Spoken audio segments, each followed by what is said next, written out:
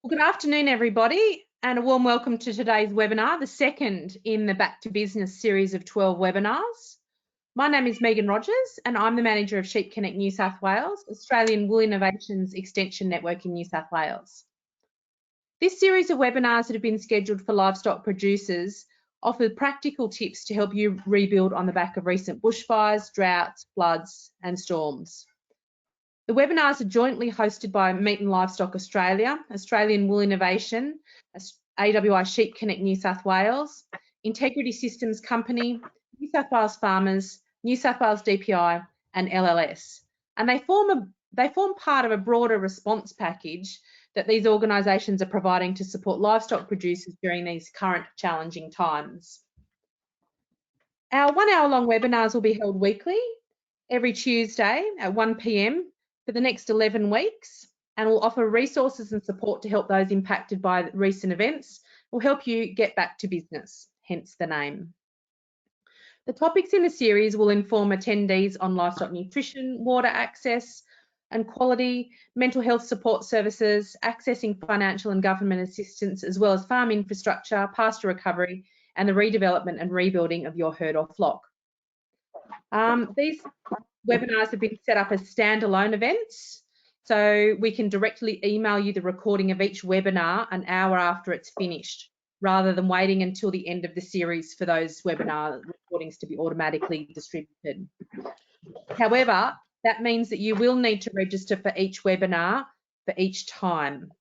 With this in mind, we've kept the registration process as streamlined and as brief as possible.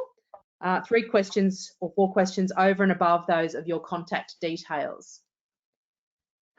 To assist with this, you'll receive a registration link for next week's webinar in your email following today's webinar as a follow-up. So that's already in there, and all you need to do is click on that link to go to the registration page for next week's webinar. We'll also record we'll also post the recordings on the New South Wales Sheep Connect New South Wales website, as well as AWI and MLA websites as well. So they'll be readily available in a range of different spots. I would also ask that you please answer the brief evaluation survey at the conclusion of today's webinar. Your feedback is very important, and I can't stress this enough. All of our partnering organisations are keen to hear your feedback and are committed to provide services to you that are relevant, timely, and most of all, helpful to your business. So please take the time to answer the 5 questions at the end of this webinar, and I'll thank you in advance for your help with this now. Just wanted to also run through housekeeping for today's webinar in terms of how you can ask questions and interact with myself as host and question administrator and ask our presenter questions. As is standard procedure with all of our webinars, all attendees are in listen-only mode, which means that you can hear us, but we cannot hear you. If you'd like to ask a question of our presenter today, who's Ted O'Kane, please click on the triangle in the control panel, that is the GoToWebinar control panel, that's next to the word questions, and that will open up a little drop-down box where you can type in your question. I'll collate those questions and ask those at the conclusion of today's presentation from Ted. There are 3 handouts available for you today also, and I wanted to draw your attention to those now. So if you click on the handouts triangle next to the word handouts, that will open up and you can download those handouts. So there's 3 handouts there, and importantly, one of them is a printable guide to accessing support in New South Wales that pertains to the disasters and the disaster support that's available. The other handouts is a full list of the Back to Business webinar program, as well as details on the Back to Business one-on-one farm consulting program that MLA are offering. I'd now like to introduce you to a polling question, and that's really about getting a little bit of feedback so that we know that people are online and able to participate in today's webinar. So I'm going to launch a poll now, which is just going to ask what your industry role is. So I'll just launch that poll now, and if you can just select one of those following. following questions, whether you're a sheep only, cattle only, multi-species livestock producer, advisor or other. That just gives us a little bit of an idea of who's joining us today, and also for those of us who are not always trusting of the technical side of things, tells us that people are able to dial in and are interacting with us. We've got 88% of the votes in at the moment, and that hasn't changed for a minute. So I'm just going to close the poll, and I'll quickly share the results so that everybody can see. So we've got 14% are sheep only, 24% are cattle only, 28% are multi-species, about 24% of you are advisors, and 10% are others. So thanks everybody for participating in that. That just gives us a good idea of who's joining us today. I'll now introduce today's presenter, Ted O'Kane. Ted is a rural resilience worker based at Goulburn, and as in his role, he covers South and Southeast New South Wales. Many of you may already know Ted throughout his career as a farmer from the Adelong area. He's also been a rural journalist with The Land. And whilst I've not necessarily met Ted in person, I feel like I've known him for years because I used to hear him all the time doing the market reports for MLA. So his voice is very familiar to me, and I feel like we're old friends. So that's all from me. I'm going to head over to Ted now. I'm going to change the slides for Ted, but Ted's ready to cover off on his topic today, which is basically what support's available and how to access it. Thanks, Ted. Thanks, Megan, and thanks for joining everybody who's there. Yeah, look, I guess just to start with, I want to acknowledge that we have tended to see the drought situation and the fire recovery process somewhat knocked off the radar by COVID-19.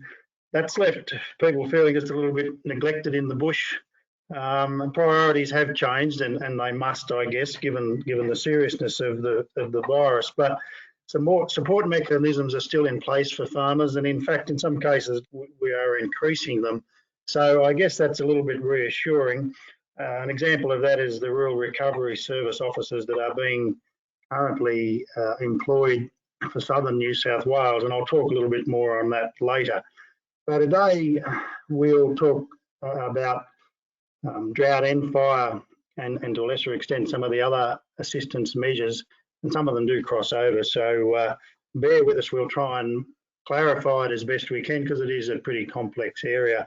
Yeah, you know, even though there's value in following it, I know myself as a rural resilience officer, it's my job to try and keep track of all this, and it's a pretty rapidly changing landscape, has been over the period of the drought and more recently with the fires. So it is hard to keep track. Before I go on to it, I just want to give a little bit of background to what the Rural Resilience Program is. We've sort of roughly been around for about 15 years in different guises, initially as a drought support program after the Millennium Drought. More recently, we've become a resilience team, and that really reflects our focus on trying to build people's preparedness for what seem to be repetitive challenges in agriculture. And clearly a lot of that work is around recovery and assistance in times of drought and so on. And certainly in the last couple of years, we've spent a lot of time in the support area, not quite so much in building preparedness.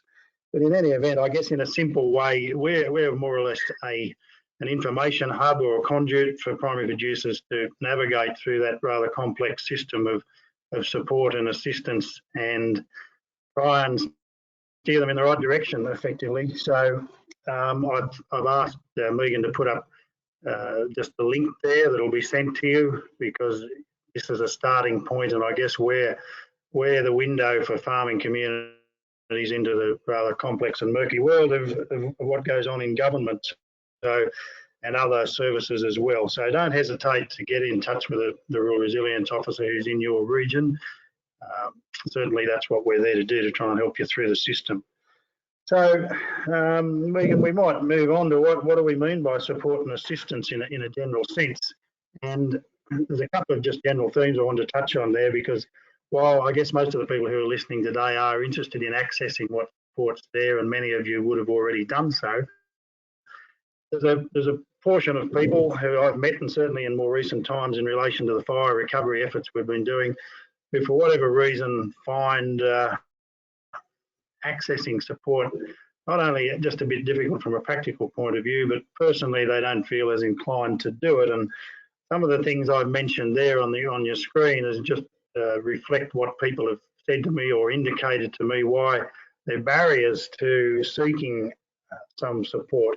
I guess the point I want to make is that whether it's a drought related or fire or flood or any other natural disaster package of assistance measures, they're all valid. And those assistance measures are there to keep people in business and to avoid the unnecessary personal and community damage that can result. As a real resilience program and the DPI in general, we want to keep industries as healthy as possible. And a lot of that starts with the personal and the community level factors that sometimes don't always keep people in the best space. So when I say pride and guilt, and, I meant survivor guilt there, because a lot of people say, oh no, I'm not so badly off, leave the assistance for someone else. And other times they just sort of, that old Australian way, I'll be right, I'll get through, don't worry about me. All of those things, while they have some, they're real things that people feel, they're not, to my way of thinking, valid reasons to not access the grants that are available. And I guess I'd put it to someone, I use their fear of the office and paperwork. I know that I had that same phobia when I was, and I still do, I guess. None of us really want to go in and sit down and go through paperwork or online application forms, but where else in the world can you go and get a $75,000 grant if you're fire affected, or a $50,000 interest-free loan with the investment of a few hours in the office? That mightn't convince a lot of people, but I think it's a pretty compelling argument. And I guess the final thing that I put there around just general assistance, don't assume any of those things as I've put above. Don't assume that you're not eligible. Don't self-assess. Just put the application in and see how you go.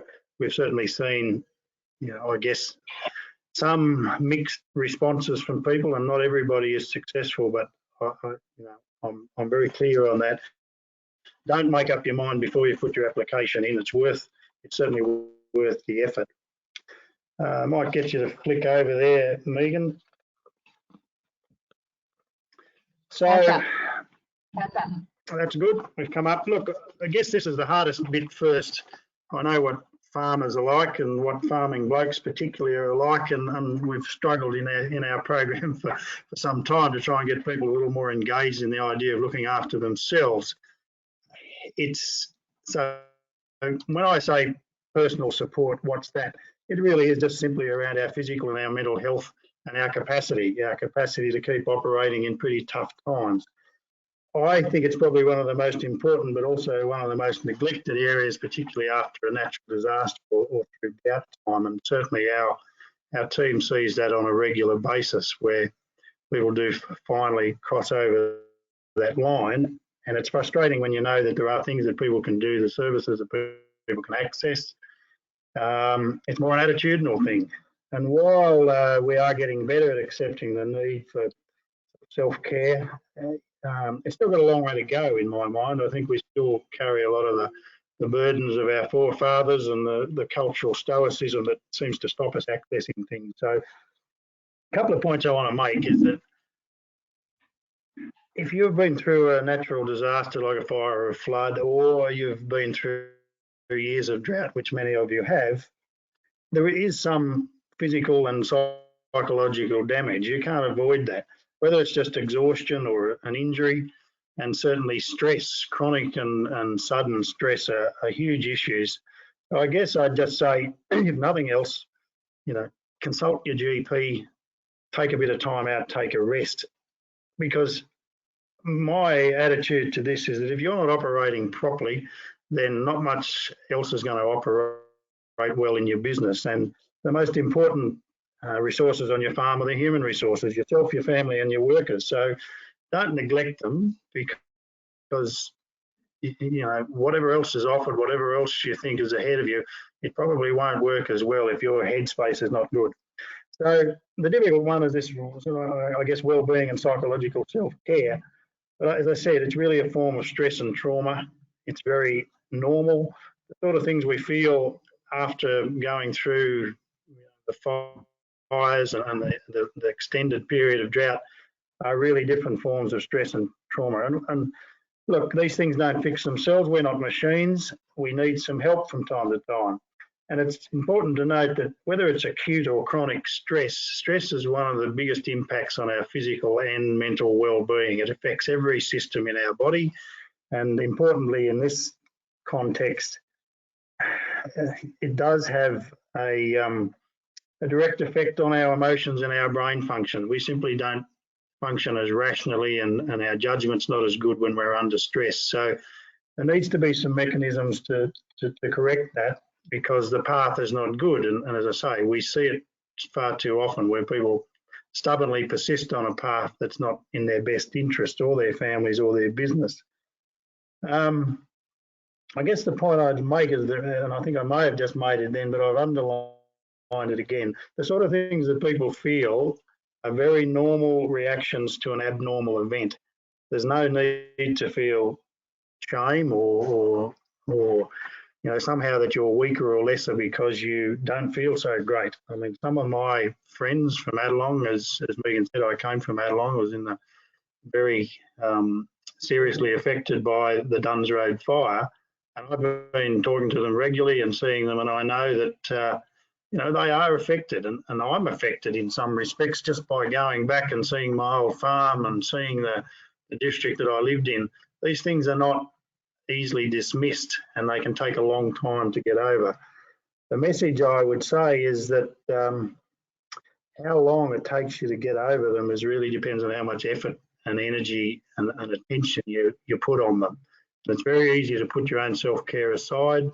I would suggest that's not a very good option if you want to recover as best you can. Certainly, if you're wondering and you're a bloke, ask your wife or your kids how well you're going, and that'll be a pretty good litmus test, I would suggest. Now, it's a pretty complex area, the area of wellbeing and mental health support services, and I don't want to go into great detail today because it is quite confusing. And they are, you know, there's various mechanisms delivered by, you know, different levels of government and not-for-profit organisations and charities. So it can be a pretty difficult thing to navigate, but that's not an excuse for ignoring problems for yourself or others. So I guess if in doubt, you start with your GP. But as I said, it's complex. There's lots of people. There's lots of different levels of service. You can certainly talk to us in the Rural Resilience Program. We can direct you. But the one contact that I want to draw your attention to, and some of you will be very well aware of the Rural Adversity Mental Health Program, formed about the same time as our drought support program in the mid-2000s, effectively to start to address issues of mental health and well-being in the context of drought and extended stress. So if you need some help and navigation through the mental health system, the well-being system, that's the website there that I'd recommend you go and see. And I guess just as a bit of a, well, I'll get to it in a minute. I'll just go through in order of what I said. And look, the point there that I've also mentioned emergencies. Some of those might just go back, Megan. You know, people will get those. Can you go back one? Yep, I sure can. Sorry. Yep, I sure can. Sorry. I'll just mention a couple of emergency numbers there, because the thing about the issue we're talking about is that it often creeps up on people.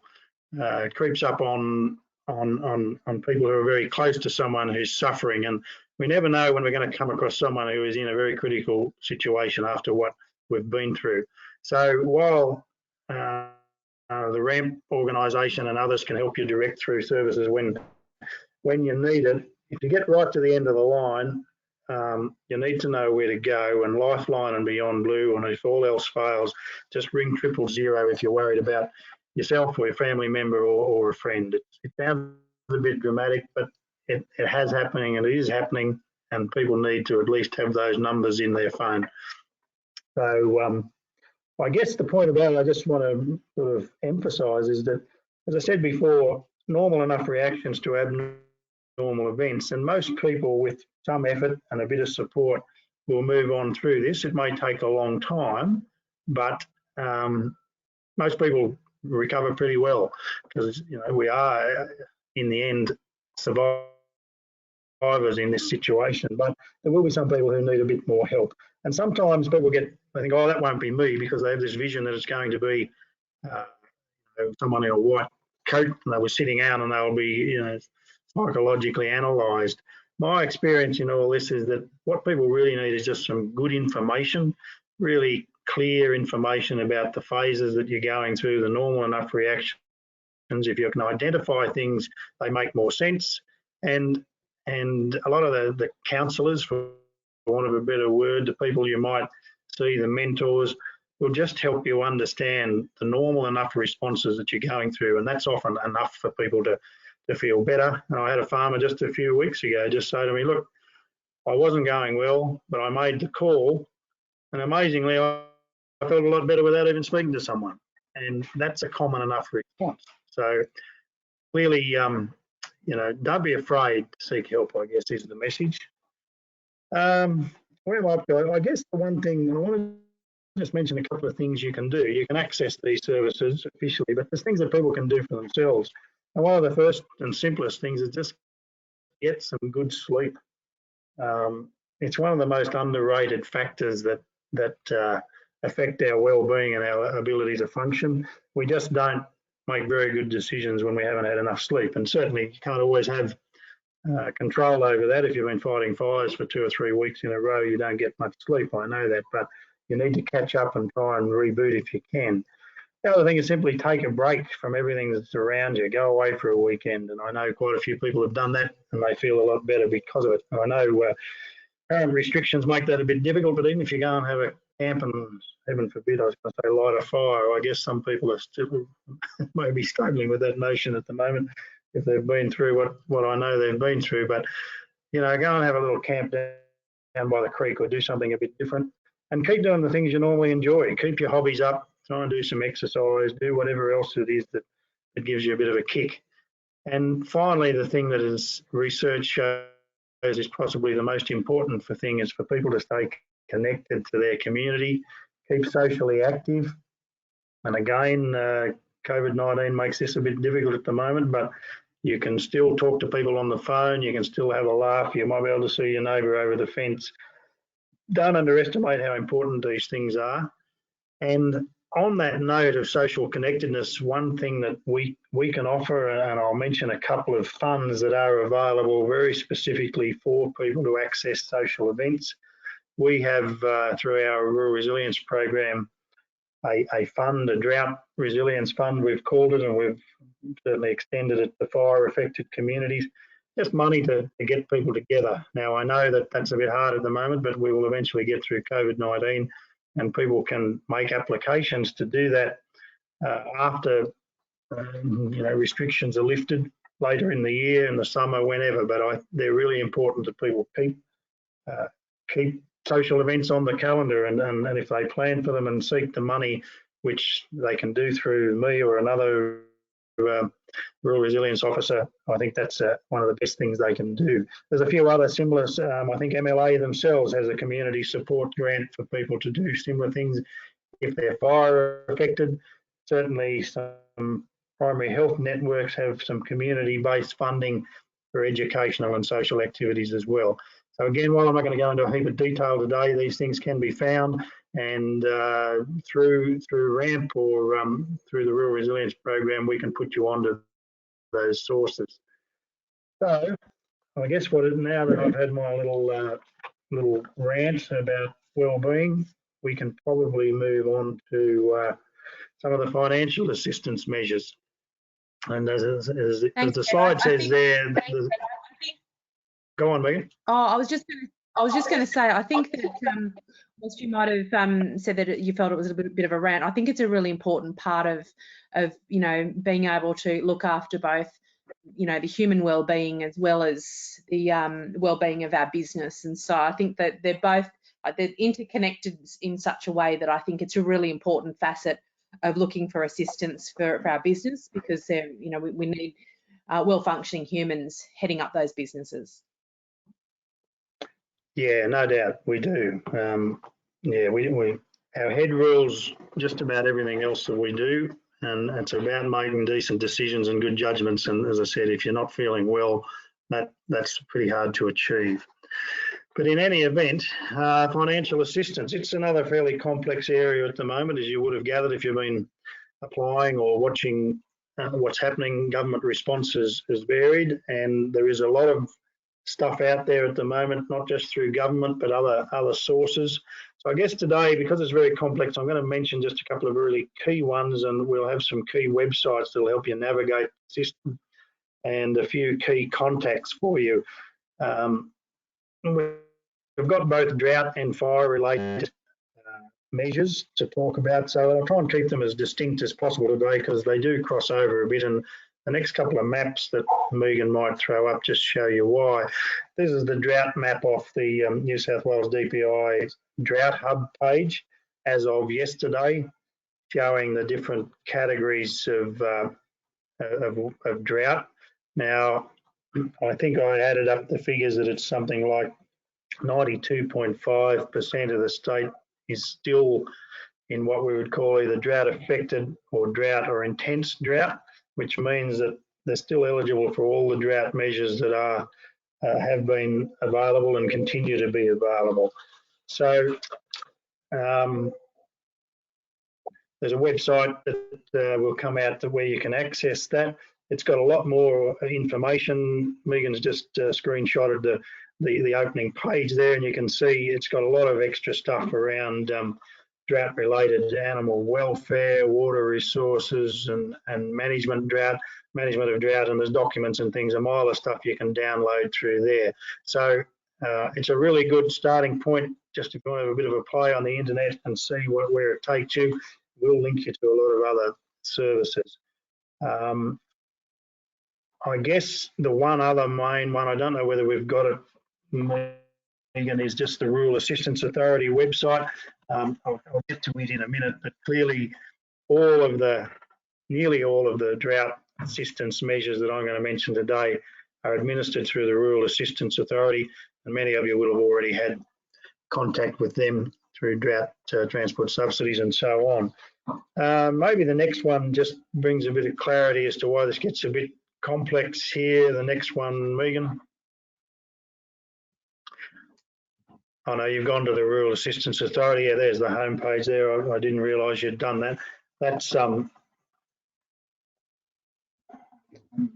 Did you want me to go back to the previous slide, Ted? Oh, look, I'm just going a little bit out of order with you because I was going to show the fire map, which you've got up there, which is good. But that shows that there's a fair bit of crossover. That little map on that page now is all the local government areas that are eligible for fire-related assistance measures. So there is a bit of crossover. So that was all I really wanted to point out there.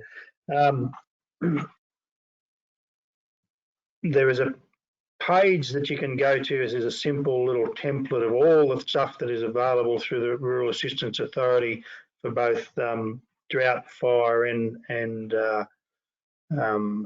storm issues and other natural disasters. So it'll come out with the handouts. But I guess I want to just touch on the main ones today because, as I said, there's a lot of stuff in there that gets a bit complex. And I guess the caveat I should have said right at the start of this is that I'm more a generalist providing information. I don't deal with the Rural Assistance Authority measures directly from day to day. There are people a little bit more conversant than I am, but certainly in a general sense, we keep across what's available and try and steer people in the right direction. Drought assistance in brief, I guess. The main points, there's a drought assistance fund worth $50,000. interest-free over 7 years, 2-year non-repayment fee. It's a pretty generous opportunity, money for a range of things, and it covers transport of stock, fodder and/or water, fodder and water infrastructure, banking of genetic material, and the last one is pretty open-ended, to be fair. Activities that promote profitability and resilience as a result of the on-farm investment. It's a pretty good short-term capital injection. I think it's a good one. The next one I've mentioned there is just the drought transport subsidy, which many of you will be familiar with, having accessed over the last couple of years. That is still operating. At the moment, it says applications closed June 30. So I just remind you that a lot of these at the moment on the website say closing June 30. Not necessarily to mean they won't be extended, but at the moment you need to access them by that time. There's a $50,000 maximum on that, and just as a point on that drought transport subsidy, which obviously is around fodder and stock and so on, freight rebate, it also applies to stock and adjustment or sale if they're for the freight component of that up to the 50% limit. So most of you are aware of that, so I won't go on it. Fire and disaster are the new things that have come out in the last 6 or 8 months, of course. So just just that previous slide that Megan threw up there, it just goes to show you it's a relatively simple process to follow through. Choose the right grant for your needs there. That gives you a really good synopsis of what's available in whether it's drought, fire or natural disaster type initiatives at the moment. So the next one is bushfire assistance. Again, the main ones are the $75,000 special disaster grant. If you've been in a fire affected area and you're eligible, I'm guessing you've already been through that process. Again, I would just say don't self-assess. It's a pretty generous grant in a way, although for some people it's not going to cover all their needs. I'm aware of that, but it's certainly a very useful quick injection of funds. And while there's been some people sort of wondering whether they're eligible, and there's been a bit of conjecture about that, I'd just say try and apply and see how you go. Don't self-assess. Have a crack at it. I'm just going through a few papers here because I want to keep on track as best I can, Megan. The special disaster loans, again, it's got $50 there. That's actually $50,000. And that's a 5-year loan. First 2 years are interest free, and the interest rate on that is 0.82% at the moment, but it's got a yearly review. So again, it's really just a capital injection loan. The $500,000 loan is over 10 years, and probably obviously slightly longer, a longer term recovery loan, that one. But again, at 0.82% is pretty generous interest rates, so even though they are reviewed each year. That environment on the interest rate front looks like it's going to stay fairly steady, but not for me to predict that. There are other assistance measures for the storm affected people in northern New South Wales, and there are general disaster loans available as well if areas are declared after a disaster, a storm or a flood and so on. I won't go into great detail on those now because the previous slide that Megan had showed, where if you go onto the rural assistance page and follow it through, you'll find all those listed, and they're pretty simple and they give the basic information, and you get a really good overview of what's available. So the other thing I just want to mention around, just go back. The last thing there, no, you've got rural recovery service officers in a couple of places. That's okay. I'll just mention, Megan, that I did say at the start of it that while COVID-19 has taken over, there are some things that are still happening. Obviously, the virus restricts people's activities a bit at the moment, but the Rural Recovery Service is worth mentioning for fire-affected producers, because this program started in around November in northern New South Wales, effectively to provide through the Office of Emergency Services and administered it through our Rural Resilience Program, a number of people who will be on ground in communities, able to have a more personal approach to taking people through assistance measures and other issues, whether they be legal or issue with councils or simply accessing mental health services or again, much closer to the ground form of what we've been doing over a longer period of time as Rural Resilience Officers. These Rural Recovery Service Officers will be in their communities and available for people to call as a first port of call to get connected. And it's a model that worked really well after the Sir Ivan fire up around Dunedoo and Coolah in 2017, I think, and that's what we've replicated.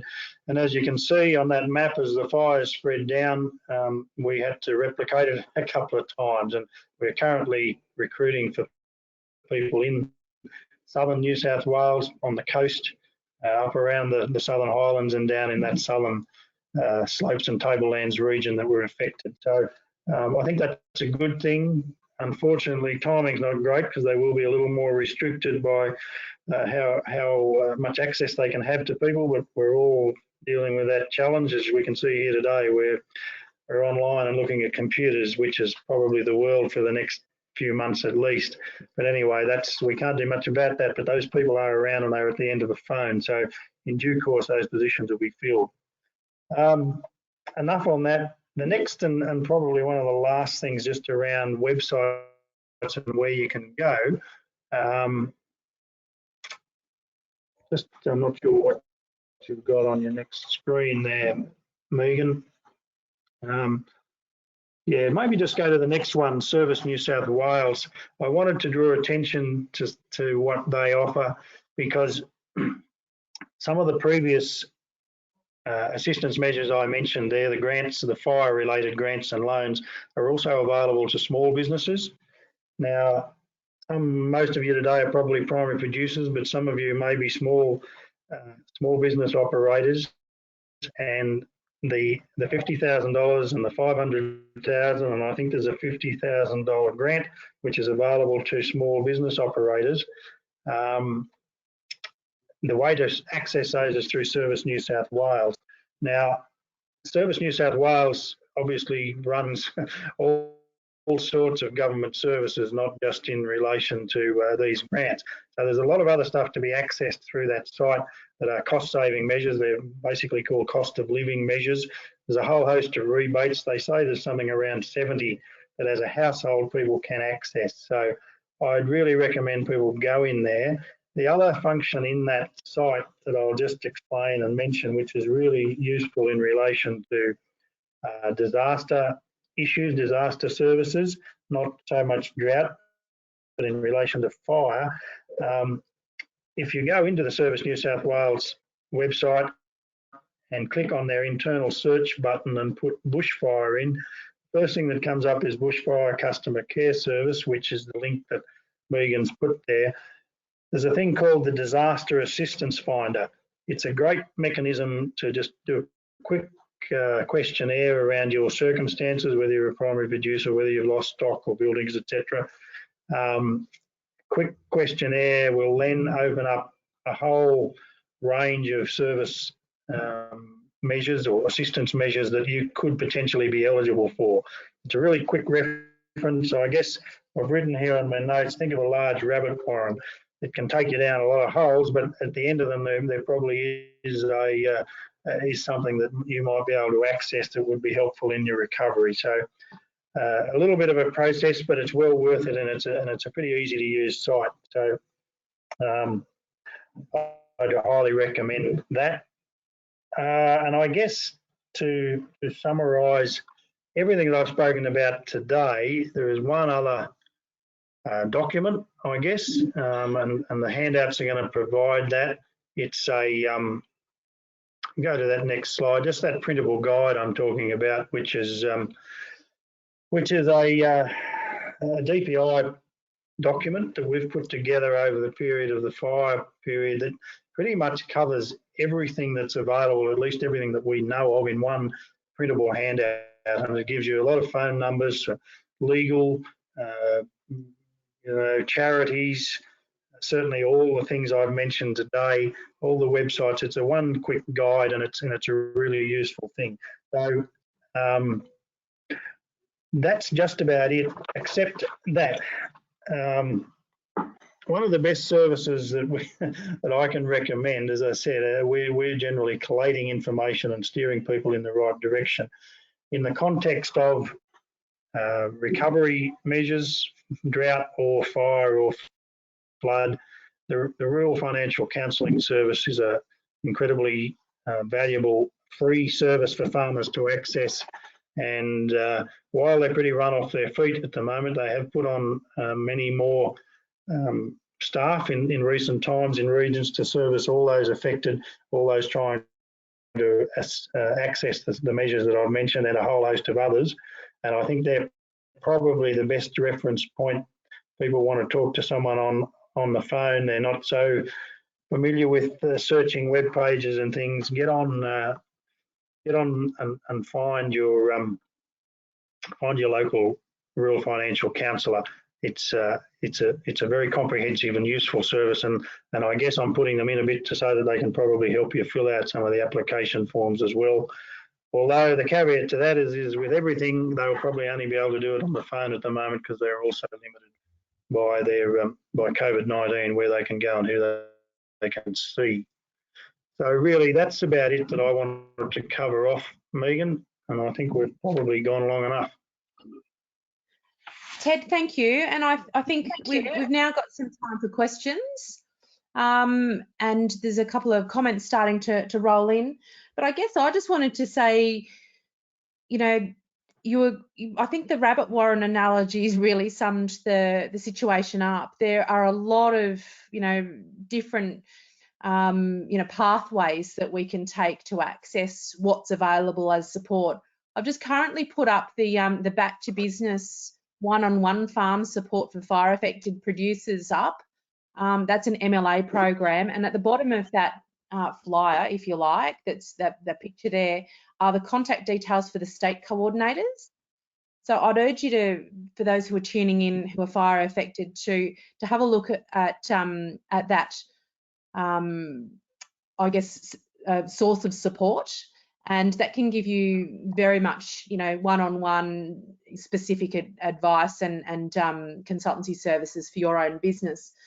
But yeah, I didn't realise myself, and some of you may know, I run Sheep Connect New South Wales from a farm office in central New South Wales. And yeah, you don't realise just how vast and convoluted at times some of the assistance can be. So that's why we've really tried today to make sure that some of those key publications and key pages on web pages were available for you to have a quick look at.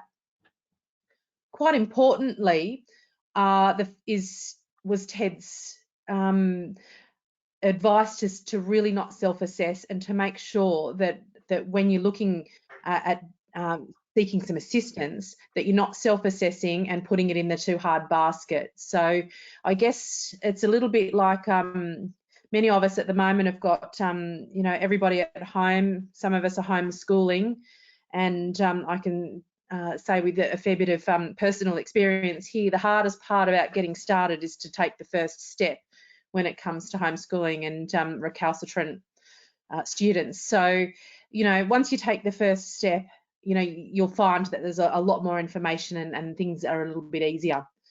I think the key personnel that we need to know, as Ted's indicated, are our rural financial counsellors. Importantly, our rural resilience officers. They're certainly a great first touch point for us to go forward and work out where to get our information from. The other people that are quite important are the rural mental health program. rural adversity mental health program officers as well. So, you know, they're all well connected, and they're connected within each other as well. It's another important way that we need to be able to catch up and start that process of finding information. I've got one question, or it's probably more a comment from Graham, just about the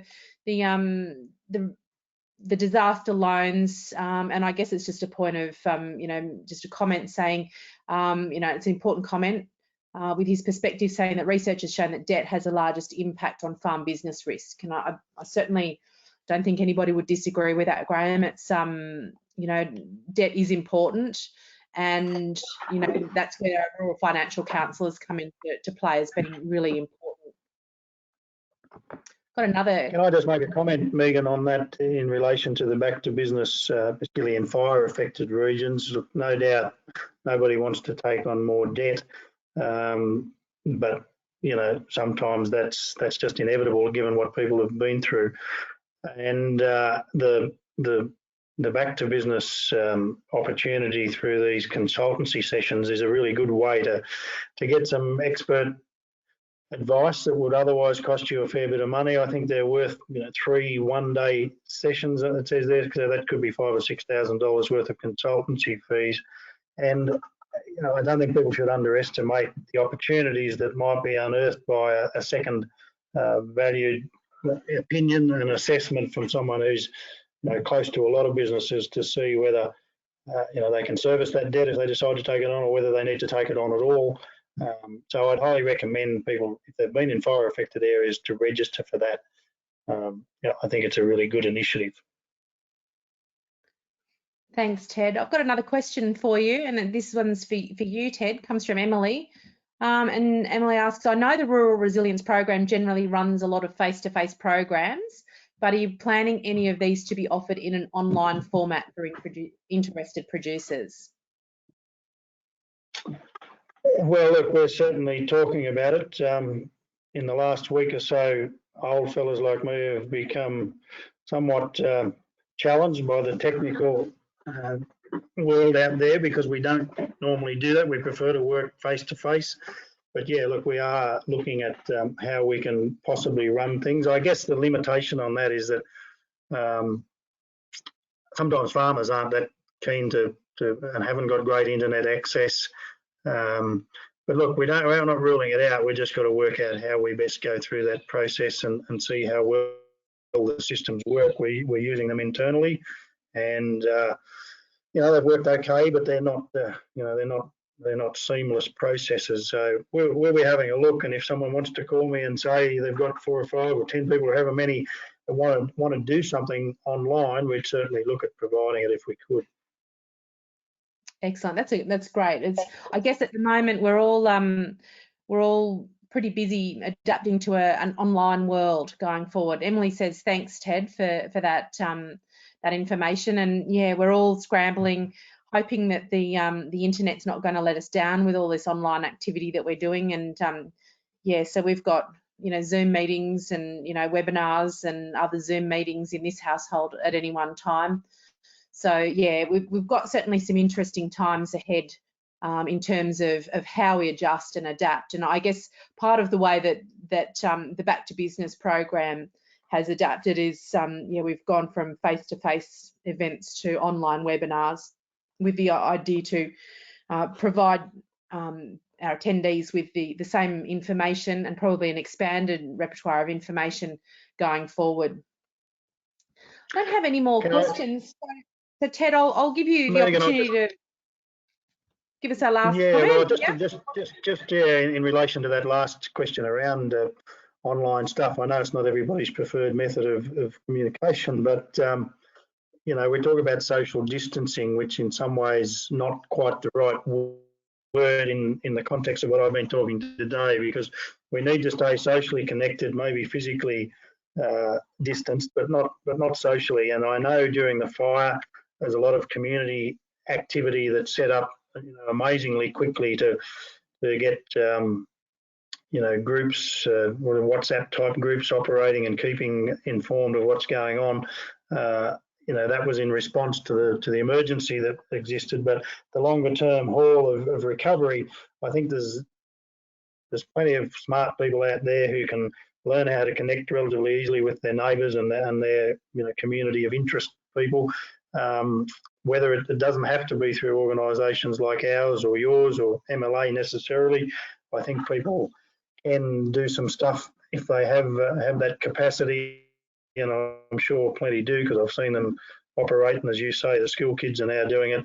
It is the new world for a little while, but certainly don't just use it for schooling or meetings. I think it can just have a bit of fun, and we've seen that on social media and things where people are operating choruses and choirs and things online. I think the opportunities are there if people want to keep connected.